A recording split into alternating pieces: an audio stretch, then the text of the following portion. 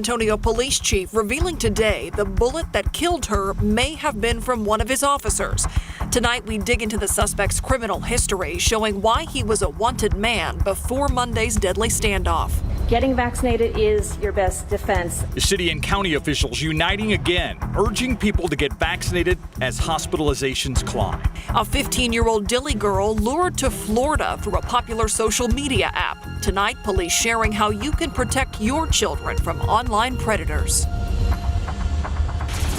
But we begin tonight with some late-breaking news. Converse police working a shooting investigation. 2 women shot. Both of them are in the hospital. This all happening at the Heights of Converse apartment complex on Kitty Hawk Road. Our John Paul Barajas is there tonight. John Paul, what are police telling you at this point? Right now, we know that they responded here to a shooting around 5:30 this afternoon. When they got here, they found 2 women who had been shot and were still conscious. Those women were taken to SAMC. Their current condition at this time has not been told to us, but they realized that during their conversations with those 2 women that 2 male subjects, 2 men, made their way into their apartment forcibly and then started shooting at them. They then took off, and right now that's pretty much all the information they gave us. We've been out here for a couple hours already, and the scene was very calm. We couldn't see much from outside the apartment complex. In the past 15, 20 minutes, the last remaining 2 or 3 officers' units did take off. Now, the detective lieutenant who usually gives us on-camera interviews, he wasn't available to talk to us today because he says this is an all-hands-on-deck situation. They're still looking for those 2 male suspects, so he didn't have time to talk to us as there is an extreme urgency to find these 2 men. If you have any information, you're asked to call Converse Police. John Paul Barajas, KSAT 12 News. We'll stay on top of that search. Thank you, John Paul. He was shot in a standoff with police. Records providing more details on the man investigators say had a history of family violence. San Antonio police not only shooting Angel Sanchez, they also believe bullets from the guns of SAPD officers may have struck a woman, killing her. And that woman identified as the suspect's common-law wife, 29-year-old Naida Tijerina. Court records show a no-contact order with Tijerina was issued against Sanchez back in May. Sanchez has a lengthy criminal history. Records also show the 28-year-old was out on bond for an aggravated assault with a deadly weapon case from August of last year. He had to wear a GPS monitor as part of his bond agreement. Then last Tuesday, just 6 days before that standoff, online court documents show an arrest warrant was issued for Sanchez after he took off that GPS monitor. But it wasn't that warrant that led police to Sanchez on Monday night. Police say they got a call about him threatening to kill himself and Tijerina, all the while their 3 children were inside that apartment. During the standoff, Police Chief William McManus says officers saw Sanchez was armed with a shotgun and wearing body armor. Police say Tijerina managed to make it outside the apartment but refused to leave because her children were still inside. She went back inside and Sanchez left the apartment. McManus says he pointed a shotgun at police, Sanchez did, before officers on a nearby roof opened fire, injuring that man. Tijerina was later found dead. The Bexar County Medical Examiner's Office has said they cannot conclusively say whether her injuries were caused by the officer's gunfire, but Chief McManus says that evidence found at the scene supports that theory. McManus says the shooting will be investigated as an officer-involved shooting. That this incident will be investigated in its entirety. In all officer-involved shootings, 3 separate investigations are conducted, 2 by the police department and 1 independently by the Bexar County District Attorney's Office. The police chief offered his condolences to Tijerina's family today, calling this a deeply tragic event for all involved. He also said while there is body camera footage of this incident, that will not be released because this involves family violence. Sanchez facing 3 counts of aggravated assault of a public servant. Those charges among a long list of charges in separate cases. We have new details tonight. A partially covered body of a woman discovered. Her cause of death now released, and it's kind of an odd one. The Bexar County Medical Examiner confirming a series of chopping motions led to the death of 57-year-old Carla Lynn Boyd. That's exactly how they put it in the report. The details coming to light about 2 weeks after the woman was found in her home on White Mulberry on the far west side. The Bexar County Sheriff's Office had said they wanted to speak with this man, Andrew Boyd Teetons. He was listed as a missing person. They said he was a relative who was living with Carla. That gruesome discovery made back on July 14th. No word on where he is tonight. A change in health guidance and a call for more help. The city and county strongly encouraging mask wearing regardless of vaccination status, falling in line with the new CDC guidance. The shift happening as COVID-19 cases continue to rise rapidly. Back in mid-June, 125 COVID patients were hospitalized. A little more than a month later now, local hospitals are caring for 629 COVID patients.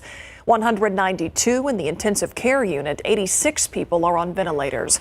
Metro Health now urging more people to take the steps to protect themselves. These numbers are staggering and frightening. The Delta variant sending more people to the hospital. 629 COVID-19 patients filling hospital beds tonight. Most of those patients did not have the vaccine that is now widely available. What is different now, and particularly frustrating, is that nearly every COVID patient admission is completely preventable. Hospitals are already busy with surges and other emergencies, leading to a call to the state to send in more nurses. In a letter to Governor Greg Abbott, Mayor Ron Nierenberg and Bexar County Judge Nelson Wolff also requesting mask mandates be allowed for governmental employees and schools.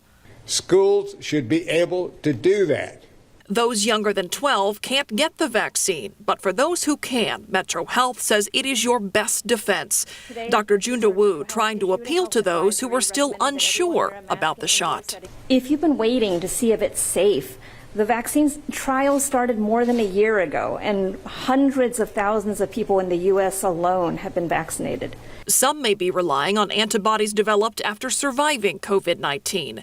But Dr. Peter Hotez says a study by Rockefeller University explains why you should still get vaccinated. That if you've been infected and recovered, your level of protective immunity is very variable. In other words, some people will be protected for months, others will be protected just for a few weeks. The Pfizer and Moderna vaccines are more than 90% effective. In Bexar County, only 63% of those eligible are fully vaccinated. If those rates don't rise, there's a concern things could go from bad to worse. We truly do not need any more unnecessary deaths in our community. And there are preparations to bring back an infusion center to provide monoclonal antibodies. That's the therapy given to COVID-19 patients early on in the hopes of keeping their conditions from worsening and keeping them out of the hospital. A location for that has not been announced yet. There are still multiple options all around the city to get your free vaccine. We have a full list of those locations right now on our website at KSAT.com. An 18-year-old fighting for his life and beating the odds after a golf cart accident. He was airlifted to a Houston hospital. The Night Team's John Paul Barajas spoke with his family on how this young man's recovering. He thinks it's a dream, and he's asking people to wake him up. It's a real-life nightmare that Mason Walker woke up to, and one his sister Ileana was forced to tell him was now his reality. Around 9:30 Monday morning, July 19th, he fell out of a golf cart, hitting his head on pavement while on vacation in Port O'Connor. EMS airlifted him to Houston. He wasn't supposed to make the flight, much less the surgery or the first 24 hours. His head injury so severe, doctors removed part of his skull to help with the swelling of his brain. It's left his speech impaired and him trying to learn how to walk again. Just a few months prior, the family was celebrating Mason's graduation, his work in the National Honor Society, and his acceptance into UTSA. Now, the smallest of accomplishments are all big victories. Like, if one day he stays awake for 10 minutes, that's great, and that's something that you have to celebrate. Or if he is able to sit up on his own without getting dizzy, that's amazing too. Ileana explains her brother's a fighter and she has faith that he'll make it through this, but that he's also giving and always looking to help others. During the peak of the pandemic, he made nearly 50 masks for his teachers at Health Careers High School. Now the family's looking for help in the form of thoughts and prayers. The Walker family says doctors are hopeful for a full recovery, but that it could take at least a few years to get there. John Paul Barajas, KSAT 12 News. The punishment phase in the OTIS MCCAIN trial now on hold. The judge is giving McCain's defense team 4 days to look over content found on McCain's cell phone. The prosecution presented that content today during the second day of the punishment phase of the trial without the jury present.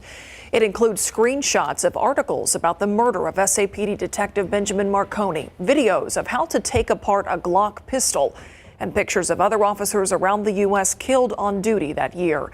McCain was found guilty of shooting Detective Marconi and is now facing the death penalty. The trial will continue Monday morning at 9 o'clock.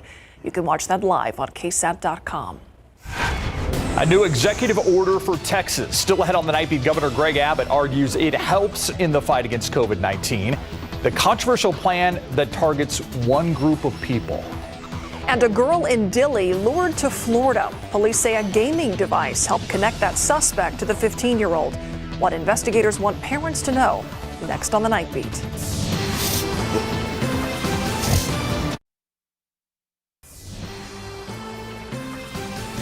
A Georgia man is accused of luring a 15-year-old girl from Dilley to Florida.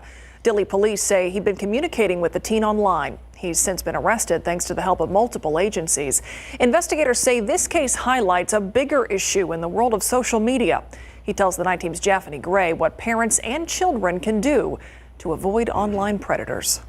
Luckily, we were able to get to the child to make sure the child was safe before any further harm could come to the child. This is the man Dilley police say lured the 15-year-old girl, 38-year-old Vincent Joseph Robusto of Georgia. Officer Adrian Ruiz says the convicted felon had been communicating with the teen through PlayStation and Snapchat. 5 days prior to the girl's family notifying police, which was on the 22nd, she was supposed to be in an all-inclusive church camp. Instead, this individual boarded a plane out of San Antonio International and landed in Florida and met this person.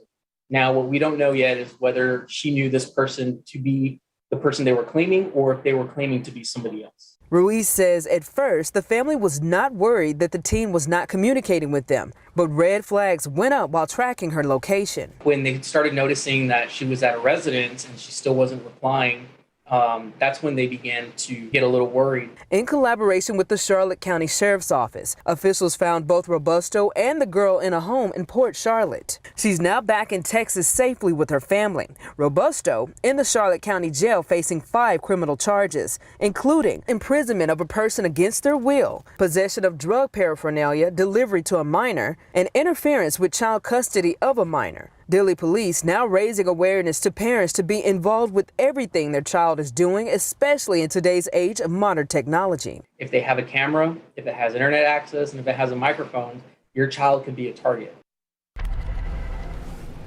Again, Ruiz is urging all parents to always know who your children are communicating with and where they're located at all times. And for children, if you're ever online and you feel uncomfortable about someone trying to make contact with you, report them. Japhanie Gray, KSAT 12 News. Thank you, Japhanie. Governor Greg Abbott says a new order will reduce the risk of COVID-19 in Texas. Health officials have asked to allow a mask mandate in schools and other venues. Instead, the governor is targeting migrants, saying they pose a risk of carrying COVID-19. He did not mention unvaccinated Texans who pose the same risk. The new executive order says no one can provide ground transportation to migrants with the exception of local, state, or federal law enforcement. Those violating the order can be stopped by DPS and the vehicle could be impounded. We reached out to the city of San Antonio to find out how it will impact operations here at home. Let's take a look outside tonight with Live Cam. Adam Caskey likes to talk about patterns, and it seems we are certainly in one this week when it comes to the weather. You know me so well, Myra. Oh, you know I pay attention. You do, that's right.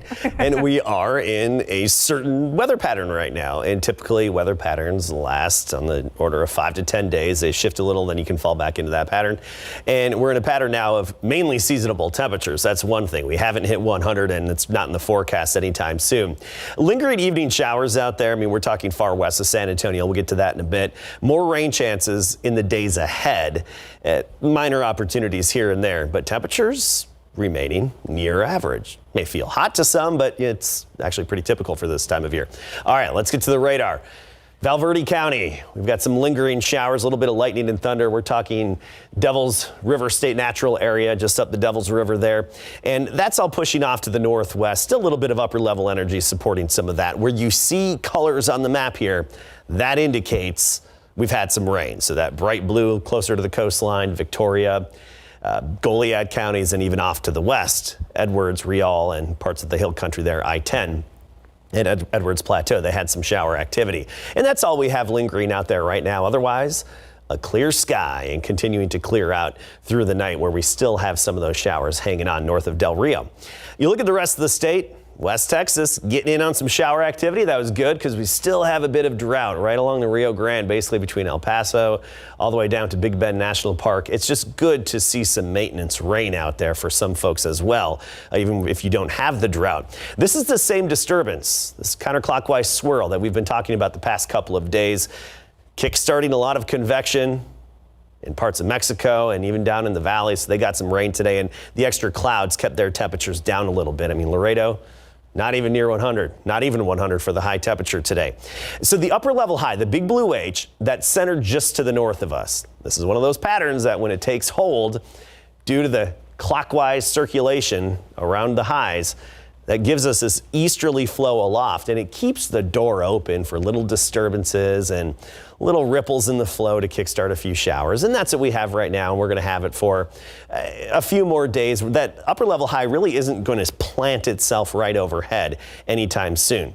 As for the tropics, quiet in the Gulf, quiet in the Caribbean, the Atlantic, very quiet as well. I know we got off to a quick start this season, but it's been very quiet lately and really no activity expected to develop within the next 5 days. Now that brings us to the African dust. For one, African dust can really mitigate the development of tropical cyclones, and if they've already developed, can even weaken them a little bit. We've got the dust out over the ocean. This weekend, we'll just get clipped by a little bit of dust in the air. Not a whole lot, but a little bit. The main plumes are going to stay out to sea over the next 7 days. Now today we topped out at 93. That's 3 degrees below average, but our potential, 103, that was our record set back in 1951.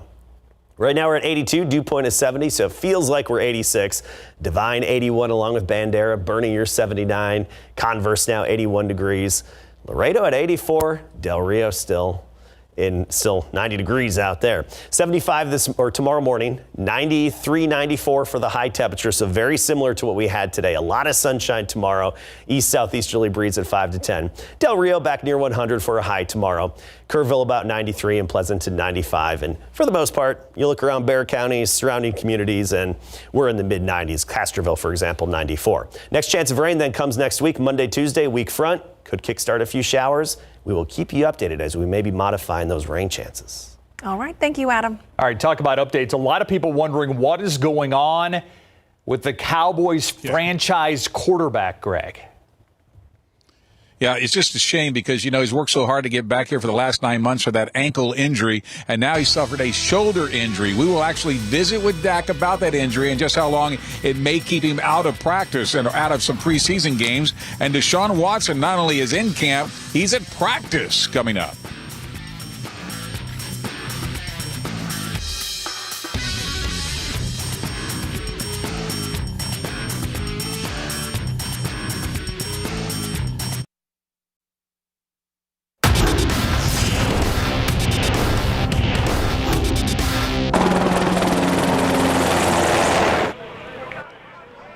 As if we didn't have enough to talk about today, wildfires hit close to the Cowboys training camp, prompting firefighters to break out the tanker helicopters. It's time to go camping with KSAT. Camping with KSAT, powered by Davis Law Firm.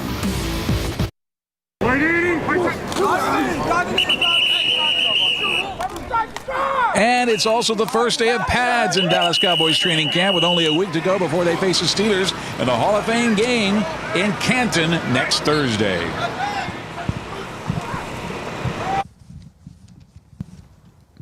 And good evening, everybody, and welcome to our live coverage of the Dallas Cowboys training camp here in Oxnard, California. Of course, the big news of the day has to be Dak Prescott injuring his throwing shoulder in practice this afternoon. Now his status is day-to-day. It happened this afternoon, the Cowboys' first day in pads when Prescott jogged off the field early with what the Cowboys told us was a sore throwing shoulder. The Cowboys released a statement telling us Dak had undergone an MRI and that the results show that Prescott had suffered a muscle strain in his right shoulder. He'll be treated and further evaluated on a day-to-day basis. We knew something was amiss when Dak was supposed to be with us for one-on-one interviews at 2 p.m. California time, then pushed back to 2:30, then delayed until 6:30, just speaking to us minutes ago. Just a little shoulder pain, a little shoulder soreness, I should say, and tightness.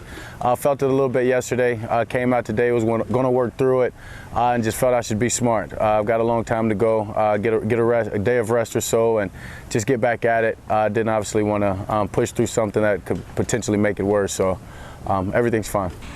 You have to feel for the guy since he spent the last 9 months of his life recovering from the worst injury of his football career, the compound fracture and dislocation of his right ankle, and now this. It's just frustrating just leaving the field. Anytime you have to leave the field because of anything, not being out there with your teammates, not getting better, but it's not necessarily a concern I'm worried about or a concern that I think is going to continue throughout camp or anything.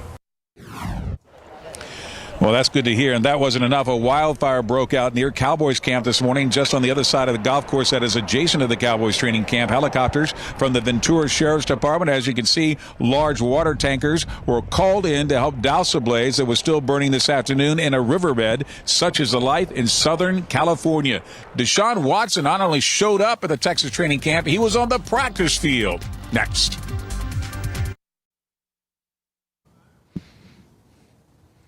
And welcome back to the Cowboys training camp here in California. To just about everybody's surprise, Deshaun Watson not only reported to the Texans training camp, he was actually on the practice field today.